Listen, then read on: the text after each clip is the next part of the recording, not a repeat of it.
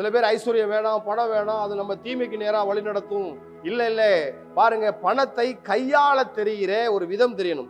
மணி management, பணத்தை எப்படி நிர்வாகிப்பது, குழந்தையை வளர்ப்பது என்பது ஒரு கலை. எப்படி குழந்தையை வளர்க்கணும் அப்படிங்கிறது தெரிஞ்சிருக்கணும். தெரிஞ்சிருக்கும் போது குழந்தையை அழகா வளர்த்து பெரியவனாக்கி அதை கனி கொடுக்கிற மரமா மாற்றலாம்.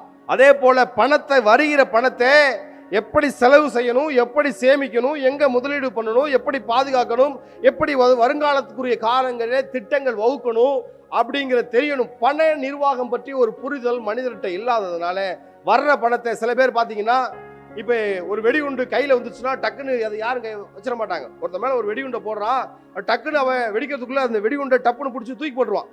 அதே போலதான் நிறைய பேர் பணத்தை கையில் வந்த உடனே என்ன டக்குன்னு மாற்றி விட்டுறாங்க. அந்த பணத்தை வச்சு என்ன பண்ணணும் தெரியல. பணத்தை வச்சு என்ன பண்ணணும்? ஒரு வெடிகுண்டை கையாளுகிறதை போல பணத்தை கையாளுகிறார்கள். அதை வச்சு நம்மகிட்ட எவ்வளவு பணம் இருக்குதோ அதை எப்படி கையாளணும்